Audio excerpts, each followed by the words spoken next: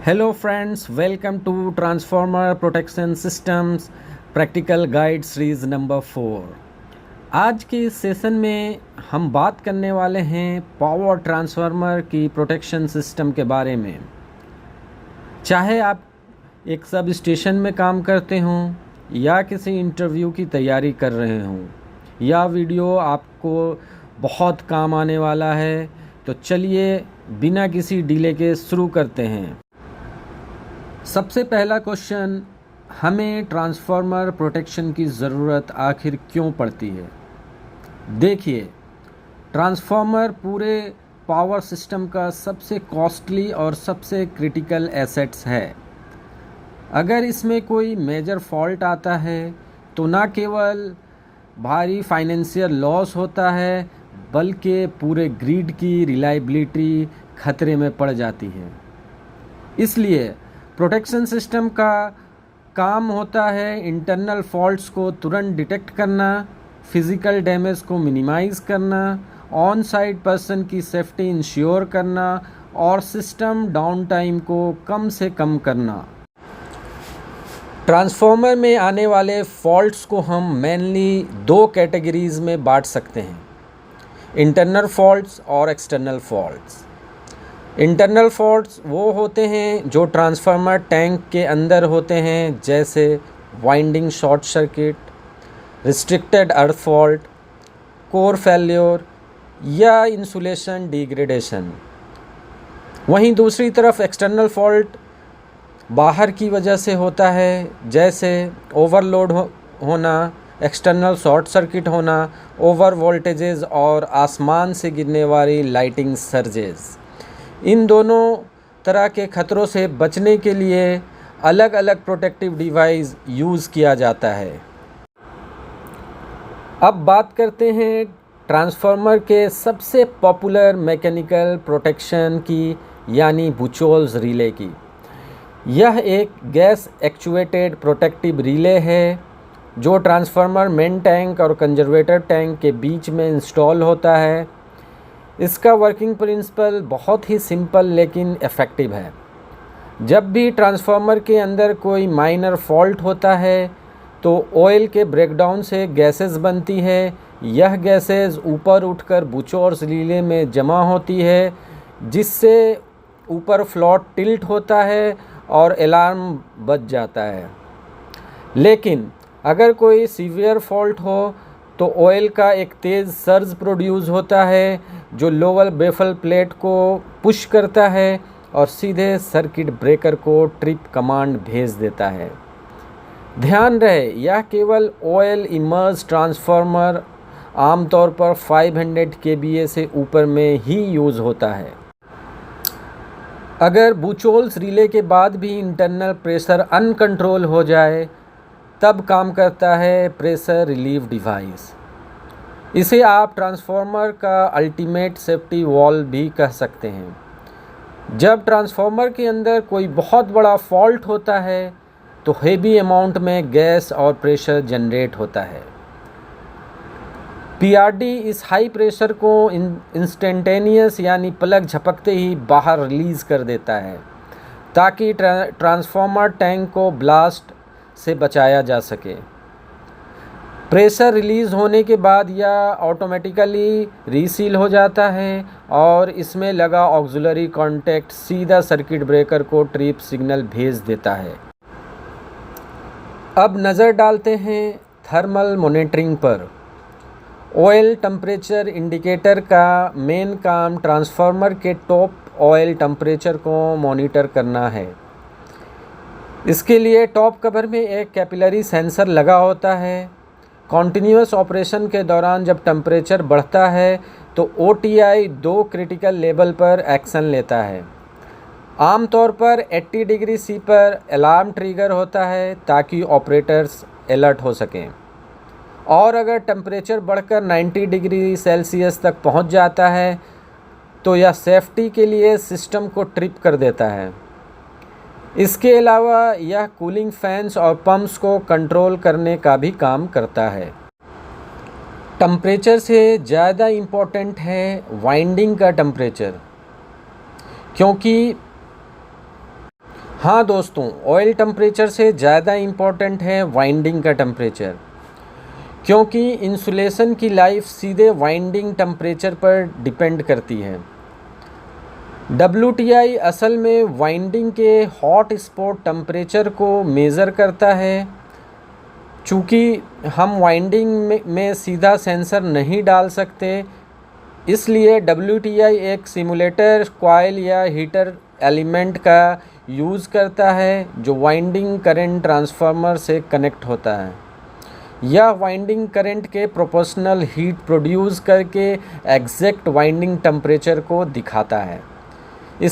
इसकी standard trip setting आमतौर पर 95 डिग्री सी से 105 डिग्री सी के बीच रखी जाती है। अब आते हैं ट्रांसफार्मर के सबसे मेन इलेक्ट्रिकल प्रोटेक्शन पर, जो है डिफरेंशियल प्रोटेक्शन, यानी ANSI कोड 87T। यह किरचॉफ्स करंट लॉ पर बेस्ड एक हाई स्पीड प्रोटेक्शन है। इसका बेसिक प्रिंसिपल यह है कि नॉर्मल कंडीशन या एक्सटर्नल फॉल्ट में ट्रांसफार्मर में आने वाले करंट इन और बाहर जाने वाले करंट आउट हमेशा बैलेंस्ड होना चाहिए। लेकिन अगर प्रोटेक्टेड जोन के रेंज में कोई इंटरनल फेज़ टू फेज़ या अर्थ फॉल्ट होता है तो यह बैलेंस बिगड़ जाता है और रिले तुरंत ट्रिप कमांड भेज देती है। इसमें मैग्नेटाइजिंग इनरश करंट की वजह से होने वाली फॉल्स ट्रिपिंग से बचने के लिए हार्मोनिक रिस्ट्रेंट फीचर्स भी दिए जाते हैं। डिफरेंशियल रिले के बाद भी एक प्रॉब्लम रह जाती है। यदि फॉल्ट वाइंडिंग के न्यूट्रल पॉइंट के बहुत करीब हो तो फॉल्ट करंट का मैग्नीट्यूड इतना कम होता है कि डिफरेंशियल प्रोटेक्शन उसे डिटेक्ट नहीं कर पाता। इसी प्रॉब्लम के सॉल्यूशन के लिए हम रिस्ट्रिक्टेड अर्थ फॉल्ट प्रोटेक्शन का यूज़ करते हैं। यह स्टार वाइंडिंग के न्यूट्रल पॉइंट और फेस सिटीज़ के समेशन के बीच करंट को कंपेयर करता है। या न्यूट्रल के पास होने वाले लो लेवल अर्थ फॉल्ट्स के लिए बहुत सेंसिटिव होता है और एक्सटर्नल थ्रू फॉल्ट्स पर भी पूरी तरह से अनरिस्पॉन्सिव यानी रिस्ट्रिक्टेड रहता है। डिफरेंशियल और रिस्ट्रिक्टेड अर्थ फॉल्ट के अलावा बैकअप के रूप में ओवर करंट और अर्थ फॉल्ट प्रोटेक्शन का होना ज़रूरी है। इसके लिए हम ANSI नंबर्स 50 और 51 रिले का यूज़ करते हैं। रिले 50 का मतलब है इंस्टेंटेनियस ओवर करंट, जो बहुत हेवी फॉल्ट पर बिना किसी टाइम डिले के तुरंत ऑपरेट होता है। रिले 51 है टाइम डिलेड ओवर करंट, जो टेम्पोररी ओवरलोड को सहने के लिए इन्वर्स टाइम कैरेक्टरिस्टिक्स का यूज़ करता है। इसी तरह 50N और 51N का यूज़ न्यूट्रल अर्थ फॉल्ट प्रोटेक्शन के लिए किया जाता है। एक्सटर्नल एटमॉस्फेरिक खतरों जैसे लाइटिंग स्ट्राइक्स या ग्रिड में होने वाली स्विचिंग सर्जेस से बचने के लिए सर्ज अरेस्टर्स को ट्रांसफार्मर के HV बुशिंग के बेहद करीब इंस्टॉल किया जाता है। ये मॉडर्न मेटल ऑक्साइड वेरिस्टर्स से बने होते हैं। नॉर्मल ऑपरेशन में इनका रेसिस्टेंस बहुत हाई होता है, लेकिन जैसे ही कोई हाई वोल्टेज ट्रांजिएंट सर्ज आता है इनका रेसिस्टेंस 0 के करीब हो जाता है, जिससे ख़तरनाक सर्ज वोल्टेज सीधे ग्राउंड में डाइवर्ट हो जाता है और ट्रांसफार्मर की इंसुलेशन प्रोटेक्ट हो जाती है। दोस्तों, अब बात करते हैं प्रोटेक्शन कोऑर्डिनेशन की। यह एक बहुत ही इम्पोर्टेंट कॉन्सेप्ट है।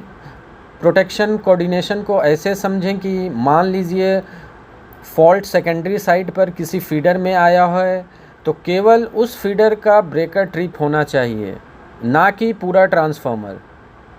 इसी सेलेक्टिविटी को हासिल करने के लिए हम रिले कोऑर्डिनेशन और टाइम ग्रेडिंग का इस्तेमाल करते हैं।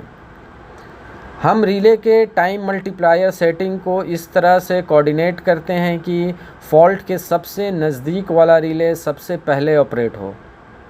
इससे फॉल्ट आइसोलेशन सेलेक्टिव और इफ़िशिएंट बनता है। आइए इसे एक प्रैक्टिकल इंडस्ट्री सिनेरियो से समझते हैं। मान लीजिए कि एक सब स्टेशन में अचानक बुचोल्स रिले का अलार्म बजता है।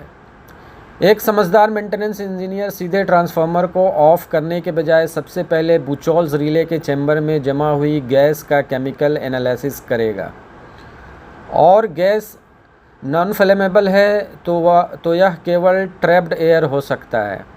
लेकिन अगर वो फ्लेमेबल गैस है तो इसका मतलब है कि अंदर इंसुलेशन डिग्रेडेशन शुरू हो चुका है। समय रहते इस अर्ली वार्निंग को पकड़ने से हम एक बहुत बड़े टैंक एक्सप्लोजन और लाखों के नुकसान को टाल सकते हैं। तो दोस्तों, आज के इस सेशन को क्विक रिवाइज कर लेते हैं। हमने देखा कि ट्रांसफार्मर प्रोटेक्शन को हम दो मेन पार्ट्स में बांटते हैं। पहला मैकेनिकल प्रोटेक्शन, जिसमें बुचोल्स रिले, पीआरडी, ओटीआई और डब्ल्यूटीआई आते हैं, और दूसरा इलेक्ट्रिकल प्रोटेक्शन, जिसमें differential protection, REF, backup over current और सर्ज अरेस्टर शामिल है। ये सभी सिस्टम्स मिलकर हमारे इस जियांट एसेट को प्रोटेक्ट करता है और हमारे सब स्टेशन के रिलायबिलिटी को बढ़ाता है। तो दोस्तों, हमारे इस सीरीज़ के अगले वीडियो में हम बात करेंगे transformer fault finding and trouble shooting के बारे में, यानी अगर फॉल्ट आ जाए तो उसे साइट पर कैसे ट्रेस और फिक्स करें। अगर आपको आज का ये प्रेजेंटेशन हेल्पफुल लगा तो इस वीडियो को लाइक और शेयर ज़रूर करें। हमसे जुड़ने के लिए चैनल को सब्सक्राइब करना ना भूलें। मिलते हैं अगले वीडियो में, तब तक के लिए सेफ़ रहें और सीखते रहें। Thank you very much.